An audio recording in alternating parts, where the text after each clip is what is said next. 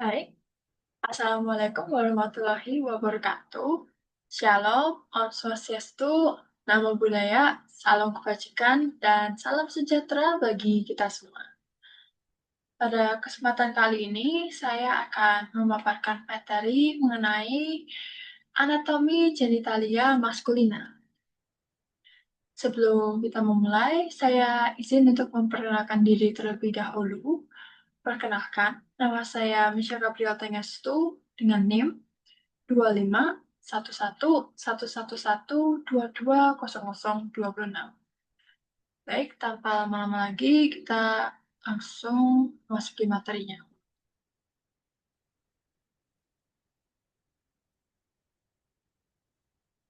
Baik, secara keseluruhan, sistem genitalia maskulina itu bertanggung jawab atas produksi sperma, pematangan dan penyimpanan sperma, hormon seks terutama testosteron, serta transportasi dan ejakulasi sperma. Testis itu menghasilkan sperma dan hormon.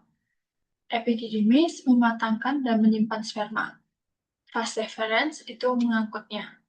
Sementara kelenjar aksesori itu menambahkan cairan penting ke semen agar sperma bisa bertahan, mendapatkan nutrisi dan mampu bergerak. Penis dan uretra kemudian menjadi jalur akhir untuk ejakulasi serta buang air kecil.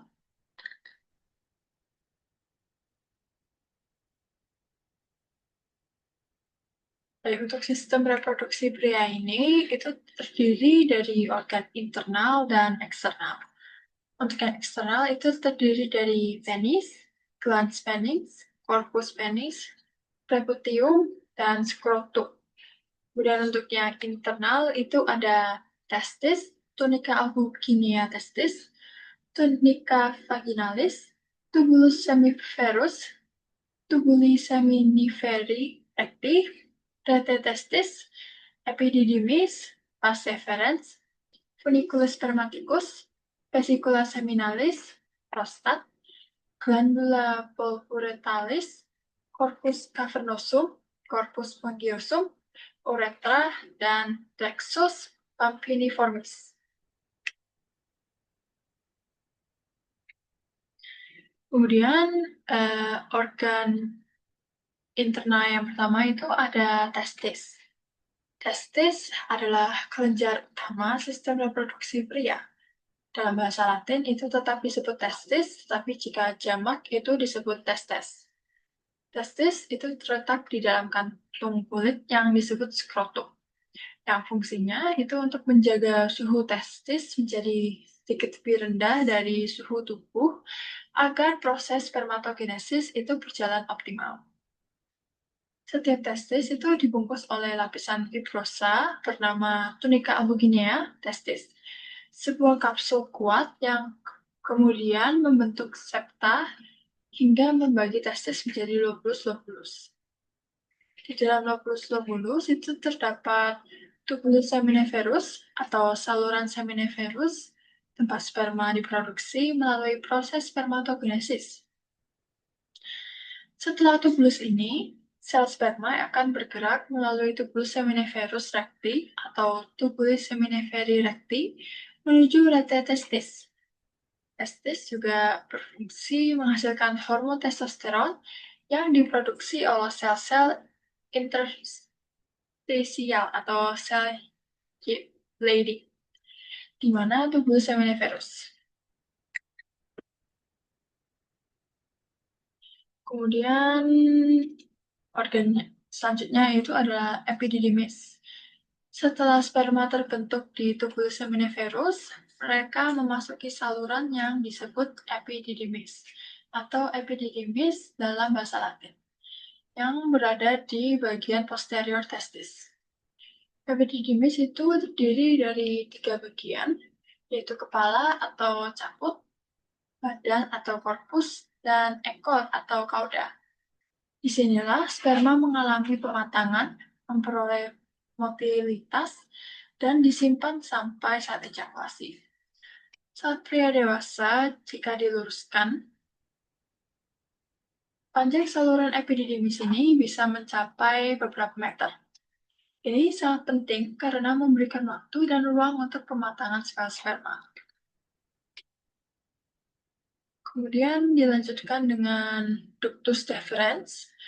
Dari epididymis, sperma akan diangkut melalui vas deferens atau ductus deferens, saluran tebal berdinding otot yang sepanjang jalurnya memungkinkan kontraksi untuk mendorong sperma ke arah saluran ejakulasi.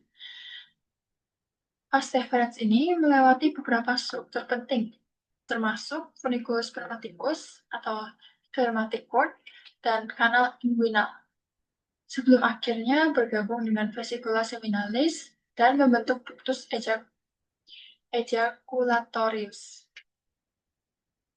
Dinding vas deferens ini terdiri dari lapisan otot polos yang kuat agar bisa melakukan kontraksi saat ejakulasi. Kemudian dilanjutkan dengan kelenjar aksesoris. Kelenjar aksesori pada sistem reproduksi laki-laki ini terdiri dari vesicula seminalis, prostat, dan kelenjar koper. Prostat atau glandula prostatika ini terletak tepat di bawah kandung kemih, mengelilingi uretra bagian prostatik. Prostat menghasilkan cairan berwarna susu yang kaya enzim dan zat penting lainnya untuk mendukung sperma. Kemudian ada vesicula seminalis, yaitu kelenjar menghasilkan sebagian besar cairan semen atau sekresi yang kaya fruktosa, prostaglandin, dan zat lainnya untuk memberi nutrisi dan mendukung motilistas sperma. Kelenjar pulporetral atau koper. Meskipun tidak terlalu disebut dengan tebal di semua sumber, kelenjar ini penting untuk menghasilkan cairan praejakulasi yang membantu melumasi dan menetralkan pH uretra sebelum ejakulasi. Kemudian dilanjutkan dengan skrotum. Skrotum adalah kantong kulit yang menggantung di belakang penis dan berisi testis, epididymis, dan sebagian dari vas deferens. Fungsi utama dari skrotum adalah mengatur suhu testis, karena produksi sperma membutuhkan suhu yang lebih rendah daripada suhu inti tubuh.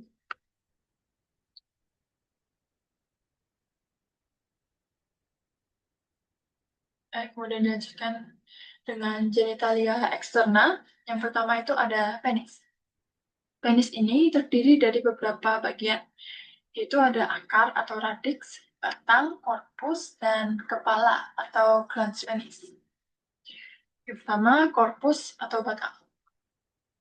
Terdiri dari struktur erektil, 2 corpora cavernosa, dan 1 corpus spongiosum yang membungkus uretra spongiosa. Glans penis atau kepala penis itu berada di ujung dan sering ditutupi oleh kulit luar atau preputium jika tidak disunat. Kemudian akar penis atau radix adalah bagian yang menempel ke panggul dan terdiri dari bagian seperti krus penis, bagian corpora cavernosa yang melekat pada tulang pubis, dan bulbus penis atau ekstensi corpus spongiosum. Penis memiliki fungsi ganda, yaitu sebagai jalan untuk pengeluaran urin karena uretra melewati corpus spongiosum, dan sebagai organ kopulasi atau organ reproduksi pria untuk ejakulasi.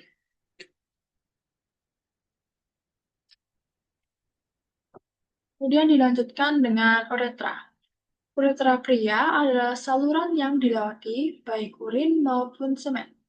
Uretra bagian prostatik melewati prostat, kemudian bagian membranosa, dan terakhir uretra spongiosa di dalam korpus spongiosum penis.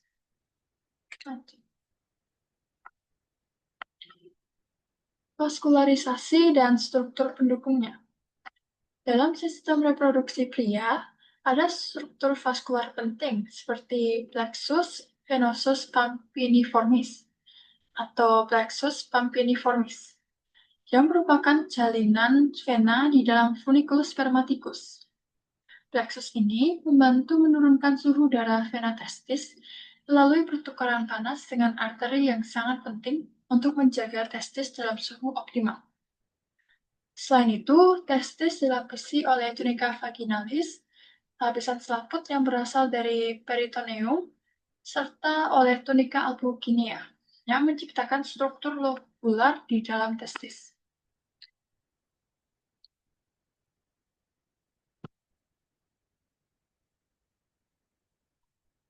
Baik, sekian dari pemaparan materi yang dapat saya sampaikan. Terima kasih sudah mendengarkan, dan sekian dan terima kasih.